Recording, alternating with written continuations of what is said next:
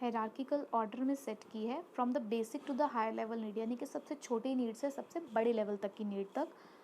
एक satisfied need किसी को मोटिवेट नहीं कर सकती। भाई अगर मैं सेटिस्फाइड हूँ अपने लाइफ में कि मुझे तो कुछ नहीं चाहिए, मुझे सब कुछ मिल गया है, तो मैं मोटिवेट ही नहीं होगी। तुम मेरे सामने कुछ भी रख दो, अगर मैंने कहा कि आज मेरे पास जितना पैसा है मैं उससे सेटिस्फाइड हूँ, तो कल को तुम मेरे सामने बहुत सारे पैसे भी रख दोगे ना, तो मुझे कोई फ़र्क नहीं पड़ेगा क्योंकि मैं सेटिस्फाइड हूँ। तो कभी भी एक सेटिस्फाइड नीड किसी को मोटिवेट नहीं कर सकती। A person moves to the next higher level when the lower need is satisfied. एक पर्सन तभी अपनी हायर लेवल नीड पे जाता है जब उसकी लोअर नीड सेटिस्फाई हो जाती है। अगर आज मैं किसी कंपनी को ज्वाइन कर रही हूँ तो आज पहले मेरी नीड है कि मुझे सैलरी अच्छी मिलनी चाहिए। सपोज़ अब मुझे सैलरी अच्छी मिलने लग गई तो मेरी नेक्स्ट नीड आएगी कि यार मुझे ना प्रमोशन चाहिए। तो जब तक हमारी एक नीड सेटिस्फाई नहीं होती तब तक हम नेक्स्ट लेवल ऑफ नीड पे मूव नहीं करेंगे। ऐसा मैस्लो की थ्योरी के असम्पशंस हैं और जनरली हम लोग भी ऐसे ही बिहेव करते हैं। अब ये डायग्राम है हमारी मैस्लो की थ्योरी का, जहाँ पर हमारी 5 नीड्स के नेम लिखे हुए हैं। First is basic physiological need, second is safety and security need, then affiliation need, esteem need, self actualization needs. अब वन बाय वन हम इसको पढ़ेंगे और ऑर्गेनाइजेशन के कॉन्टेक्स्ट से भी इसको कंपेयर करेंगे। So number 1 need is basic physiological need.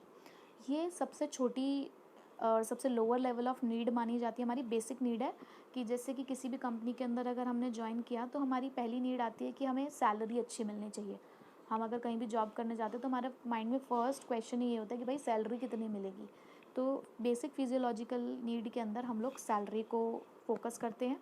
Then safety and security need. देखो हम किसी ऑर्गेनाइजेशन को ज्वाइन करते हैं ये सोच के नहीं करते कि हमने आज ज्वाइन किया है तो कल को हम इसे छोड़ देंगे।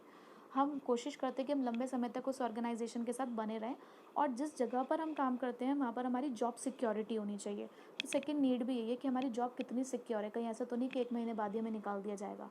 आजकल जो गवर्नमेंट जॉब्स लोग क्यों करना चाहते हैं, इसलिए करना चाहते हैं कि वो ज़्यादा सिक्योर होती हैं प्राइवेट सेक्टर से। तो इसीलिए सेफ्टी सिक्योरिटी नीड हमारी सेकंड लेवल ऑफ नीड है, जहाँ पर हम जॉब की सिक्योरिटी के बारे में सोचते हैं। पेंशन प्लान्स कैसे हैं, स्टेबिलिटी ऑफ इनकम कितनी है, ऐसा तो नहीं कि हमारी इनकम कम होती रहे, हम हमेशा बढ़ती हुई इनकम ही चाहते हैं। तो ये सब चीज़ें हम लोग सेफ्टी एंड सिक्योरिटी नीड में देखते हैं। Affiliation and belongingness. अब देखो जिस जगह पर हम काम कर रहे हैं अगर वहाँ पर अपनापन नहीं होगा तो वहाँ पर काम में मन भी नहीं लगता। हम सिर्फ किसी भी ऑर्गेनाइजेशन में ऐसे नहीं आते कि आए, काम किया और चले गए। हमारा जब तक एक रिलेशन नहीं बनते हैं ऑर्गेनाइजेशन के अंदर तब तक भी हम फुल पोटेंशियल के साथ काम नहीं करते। तो थर्ड नीड तो यही होती है कि जिस जगह पर हम काम कर रहे हैं वहाँ पर हमें अफेक्शन की फीलिंग मिले, एक अपनेपन का एहसास हो, वहाँ पर सब हमें एक्सेप्ट करें, हमारी कुछ फ्रेंडशिप्स भी डेवलप हों।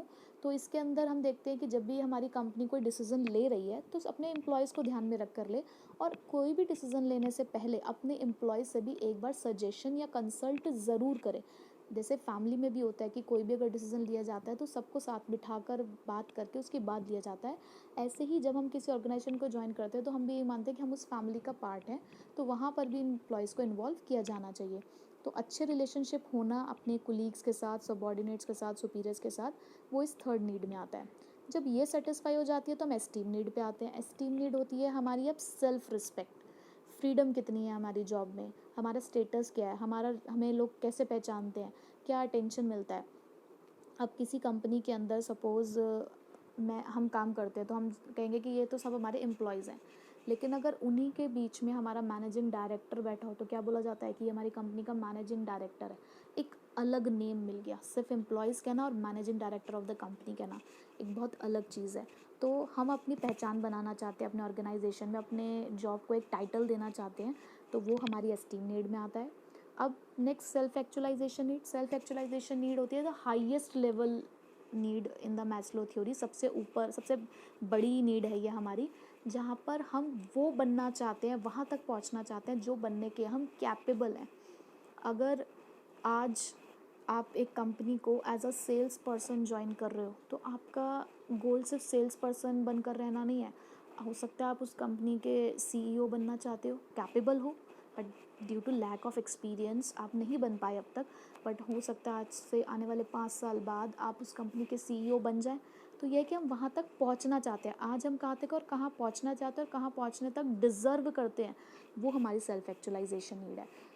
तो ये हमारी 5 नीड थी मैस्लो की जो बहुत इंपॉर्टेंट थी, जिसके एग्जांपल्स भी मैंने साफ साफ लिख रखे हैं सामने सामने। जैसे कि बेसिक फिजियोलॉजिकल नीड के अंदर बेसिक सैलरी, सिक्योरिटी नीड में पेंशन, एफिलिएशन में कॉर्डियल रिलेशनशिप यानी कि अच्छे रिलेशनशिप, एस्टीम नीड में अपने जॉब को एक टाइटल देना, सेल्फ एक्चुअलाइजेशन नीड में अपने गोल्स को अचीव कर लेना, जिन गोल्स को अचीव हम करना चाहते हैं. Now the next topic is incentives for motivation. अब कौन कौन से इंसेंटिव्स हैं हमारे मोटिवेशन के. अब फर्स्ट ऑफ ऑल इंसेंटिव्स क्या होते हैं. इंसेंटिव्स वो सारे मेजर्स हैं जो हम लोगों को उनकी परफॉर्मेंस को इम्प्रूव करने के लिए मोटिवेट करते हैं. वो ये सारे इंसेंटिव्स किसी भी पर्सन को मोटिवेट करते हैं कि वो अपनी परफॉर्मेंस को इम्प्रूव करें. इंसेंटिव्स को 2 पार्ट्स में डिवाइड किया गया है, फाइनेंशियल और non financial. As the name suggest, financial incentive means वो इंसेंटिव जो डायरेक्टली मॉनेटरी फॉर्म में होते हैं और लोगों को मोटिवेट करने का काम करते हैं. नॉन फाइनेंशियल इंसेंटिव्स वो इंसेंटिव्स जो नॉन मॉनेटरी फॉर्म्स में होते हैं, जो इनडायरेक्टली मॉनेटरी फॉर्म्स में होते हैं. Next, kinds of financial incentives. Financial incentives में सबसे पहला इंसेंटिव है पे एंड अलाउंसेस, यानी कि क्या पे किया जा रहा है आपको आपके सर्विस के रिटर्न में. इसके अंदर आपकी बेसिक सैलरी और कुछ अलाउंसेस होते हैं और कुछ अदर अलाउंसेस हो सकते हैं, डियरनेस अलाउंस वगैरह. जैसे कि किसी को लीव ट्रैवल अलाउंसेस मिलते हैं, जिस एनकैशमेंट भी बोलते हैं उसको, जिसके अंदर लोगों को छुट्टी वेकेशंस पे दिया जाता है, तो उसका जो भी खर्चा होता है वो आपकी फर्म पे करती है. मेडिकल अलाउंसेस मिलते हैं, यानी कि आपको मेडिकल फैसिलिटीज़ फ्री में प्रोवाइड की जाती है. तो इस तरीके से कुछ अलाउंसेस जो होते हैं वो आपकी जॉब से रिगार्डिंग आपको मिल जाते हैं. Depends on your status of your job. Regular increments भी इसका एक पार्ट है पे एंड अलाउंसेस का. तो ये डायरेक्टली मॉनेटरी फॉर्म में है जो आप किसी भी एम्प्लॉय को मोटिवेट करने के लिए हेल्प करता है.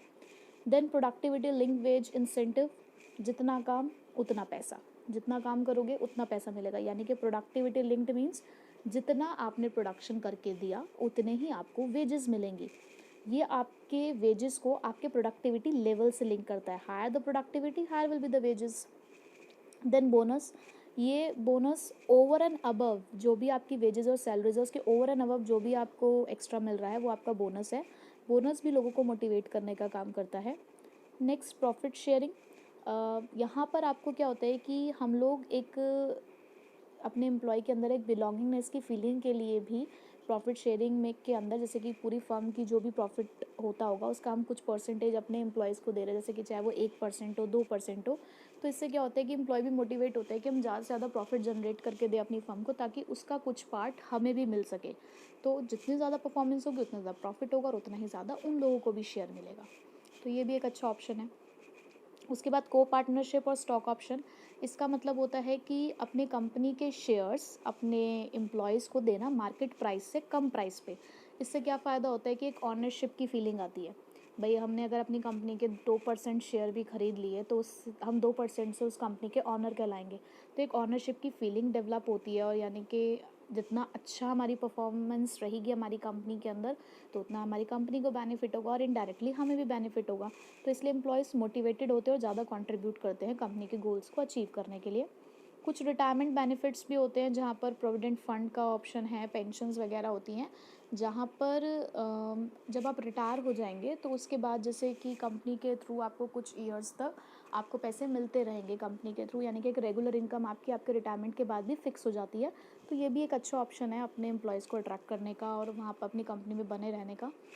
Perquisites, these are the fringe benefits. Fringe benefits मतलब जो काइंड की फॉर्म में होते हैं, जहाँ पर पैसे नहीं मिल रहे आपको लेकिन आपको कुछ ऐसी चीज़ें मिल रही हैं जो उस पैसे की नीड को कंपेंसेट करती है. जैसे कि आपको कार की फैसिलिटी दे देती है आने जाने, जैसे कुछ जॉब्स के अंदर लोगों को कैब फैसिलिटी मिलती है या पर्सनल एक कार भी मिल जाती है अपने जॉब पे आने जाने के लिए, या हाउसिंग और मेडिकल फैसिलिटी. जनरली ऐसे गवर्नमेंट जॉब्स में होता है कि लोगों को गवर्नमेंट क्वार्टर्स मिल जाते हैं रहने के लिए, उनके बच्चों की एजुकेशन फ्री में करवा दी जाती है. तो इस तरीके से इन काइंड बेनिफिट्स जब मिलते हैं लोगों को तो उसे परक्विजिट्स कहा जाता है. और ये भी बहुत अच्छा सोर्स है अपने एम्प्लॉयज़ को मोटिवेट करने का कि वो अच्छे से परफॉर्म करें ऑर्गेनाइजेशन में.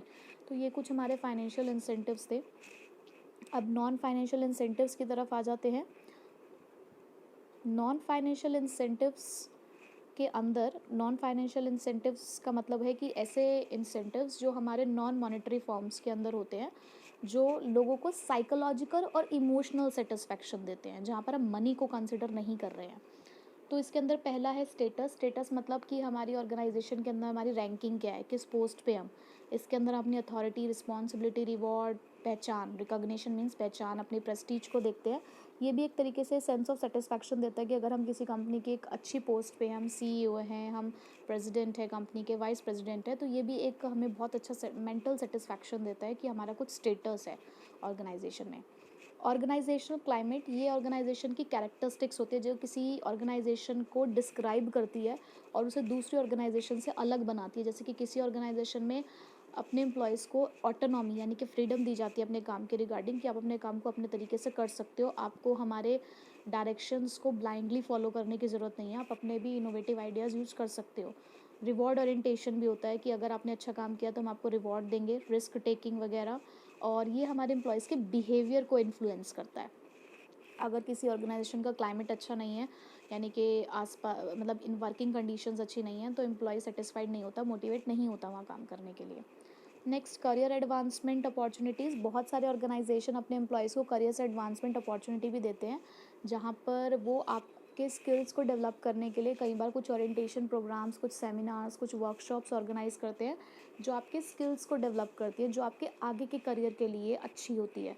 तो ये चीज़ भी मोटिवेट करती है एम्प्लॉयज़ को। जॉब एनरिचमेंट, यानी कि जॉब को ही इसी तरीके से डिज़ाइन करो, उसको इतना अच्छा इंटरेस्टिंग बना दो कि एम्प्लॉय मोटिवेट हो उस काम को करने के लिए। वैराइटीज़ ऐड कर दो उसकी जॉब के अंदर कि उसे मज़ा आए उस काम को करने के लिए। हमेशा सिर्फ सेम जॉब करके भी एक एम्प्लॉय बोर हो जाता है, तो उसके जॉब के अंदर इस तरीके से आप प्रोग्राम्स को ऑर्गेनाइज़ करो कि उसे मज़ा आए काम करने के लिए। कंटेंट ऐसा दो, उसे ज़्यादा चैलेंजिंग जॉब्स दो ताकि वो अच्छे से उसको कर सके। Employ recognition program, employees motivate होते हैं अगर उनके काम को ऑर्गेनाइजेशन पहचाने। तो इसके लिए क्या है कि जैसे अगर किसी ने अच्छा काम किया तो उसे कॉन्ग्रेचुलेशंस करो सबके सामने, उसका नेम नोटिस बोर्ड पे लगा दो, उसको अवार्ड दो, सर्टिफिकेट दो, टी शर्ट दे दो उसको, या फिर वैल्यूएबल सजेशंस भी आप दे सकते हो। तो जब हमारे काम को पहचाना जाता है तो हमें भी अच्छा लगता है और हम भी मोटिवेटेड फील होते हैं कि आगे हम और अच्छा काम करें। तो इस तरीके से, जैसे कि जब स्कूल में टॉपर्स निकलते हैं तो उन टॉपर्स की लिस्ट लगाते हैं, उनकी फ़ोटोज़ लगाते हैं, एक एप्रिसिएशन होता है। ऐसे क्लास में भी किसी बच्चा कोई अच्छा काम करता है या अच्छी परफॉर्मेंस देता है तो हम उसके लिए तालियां बजवा देते हैं। तो ये एक एप्रिसिएशन का तरीका है जिससे वो पर्सन मोटिवेटेड होता है, तो ये भी एम्प्लॉय को मोटिवेट करता है। जॉब सिक्योरिटी तो है ही, कि एम्प्लॉयज़ की अगर जॉब सिक्योर होगी, उन्हें पता है कि भाई हमें हमारी जॉब सिक्योर है, तो वो दिल से काम करेंगे कि हमें तो अब इस ऑर्गेनाइजेशन के लिए ही काम करना है, अच्छा परफॉर्म करना है, क्योंकि हम अब इसी के ही मेंबर बन चुके हैं। तो जॉब सिक्योरिटी मोटिवेट करती है, बट इसकी एक डिसएडवांटेज भी है कि जब किसी जो कुछ एम्प्लॉयज़ पे एप्लीकेबल होती है, जब लोगों को लगता है ना कि हमारी जॉब तो जाने वाली है नहीं, हम कैसा भी काम करें, we are not likely to lose our job, तो वो केयरलेस हो जाते हैं, वो उतना ही काम करते हैं जितना उन्हें करना है, वो अपने फुल पोटेंशियल से काम नहीं करते। तो ये एक इसका डिसएडवांटेज है। एम्प्लॉयज़ पार्टिसिपेशन, इसके अंदर हम एम्प्लॉय को इन्वॉल्व करते हैं डिसीजन मेकिंग प्रोसेस के अंदर, क्योंकि वो डिसीज़न, वो इश्यूज़ उन्हीं से रिलेटेड है, तो जिनसे रिलेटेड डिसीज़न लिया जा रहा है एटलीस्ट उन्हें इन्वॉल्व किया जाना चाहिए डिसीजन मेकिंग प्रोसेस में, ताकि उन्हें ये लगे कि हमारा ऑर्गेनाइजेशन हमें अपना समझता है, हमें यहाँ का मेंबर समझता है, तभी हमें इन्वॉल्व कर रहा है। तो बहुत से ऑर्गेनाइजेशंस में जॉइंट कमेटी होती है, वर्क कमेटी होती है, जहाँ पर सभी के साथ डिस्कशन होता है, तब कोई डिसीजन लिया जाता है। तो बहुत अच्छा ऑप्शन है ये भी। एम्प्लॉयज़ एम्पावरमेंट, यहाँ पर सबॉर्डिनेट्स को ज़्यादा फ्रीडम, ज़्यादा पावर दी जाती है और एक फीलिंग दी जाती है कि आप पॉजिटिवली कंट्रीब्यूट करो ऑर्गेनाइजेशन गोल्स के लिए, कि आपके पास आपके काम के रिगार्डिंग अथॉरिटी है पूरी, कि आपको अपने काम को करने के लिए जो कुछ करना है करिए, but with in the limits of your job. चीज़ों को जो बॉर्डर लाइन है उसको क्रॉस नहीं करना है। अपने जो भी आपको बताया गया है, जो भी आपकी अथॉरिटी के लिमिट्स है, उसमें रहकर आप अपने डिसीजंस खुद ले सकते हैं, आपको बार बार किसी से अप्रूवल लेने की ज़रूरत नहीं है। तो जब एम्प्लॉय को एम्पावर कर दिया जाता है तो भी वो मोटिवेट होता है अच्छा परफॉर्म करने के लिए। Now the difference between financial and non financial incentives. Financial incentives वो रिवॉर्ड हैं जो मनी के टर्म्स में होते हैं, नॉन फाइनेंशियल वो रिवॉर्ड्स हैं जो मनी के टर्म्स में कैलकुलेट नहीं किए जाते। Suitability, financial incentive lower level वाले लोगों एम्प्लॉयज़ के लिए सुटेबल होता है, but non financial incentives higher level के एम्प्लॉयज़ जो होते हैं उनके लिए सुटेबल है। फाइनेंशियल इंसेंटिव हमारी लोअर लेवल नीड सेटिस्फाई करता है, लेकिन नॉन फाइनेंशियल हमारी हायर लेवल नीड सेटिस्फाई करता है। एग्जाम्पल्स हम अभी पढ़ ही चुके हैं, bonus, profit sharing, co partnership वगैरह फाइनेंशियल इंसेंटिव्स में आते हैं। और status, employ empowerment, employ participations, job enrichment, ये हमारे नॉन फाइनेंशियल इंसेंटिव्स में आते हैं। तो हमने मोटिवेशन का पॉइंट कंप्लीट कर लिया, यानी कि 1 एलिमेंट हमने डायरेक्टिंग का कंप्लीट कर लिया है। आप यहाँ तक अच्छे से पहले प्रिपेयर कर लो। ये हाफ ही चैप्टर हुआ है हमारा, भी हाफ चैप्टर बाकी है। इसको अच्छे से प्रिपेयर कर लीजिए और नोट्स को नोट डाउन करना है आपको नोटबुक के अंदर। फिर नेक्स्ट वीक रिमेनिंग हाफ आएगा और उससे रिलेटेड वीडियोज़ आएंगी। देन उसके रिगार्डिंग आपको कुछ केस स्टडी होगी जो आपको सॉल्व करनी है। एक बात का और ध्यान रखिए कि क्लास 12th के अंदर 65% केस स्टडीज़ आती हैं, तो आपको कॉन्सेप्चुअल क्लैरिटी बहुत ज़रूरी है, तो डीपली स्टडी करिए। हमारी मेहनत के साथ साथ आपको भी मेहनत करनी बहुत ज़रूरी है, क्योंकि उसके बिना भी कुछ नहीं हो पाएगा। तो अच्छे से प्रिपेयर करना है। Okay, good luck.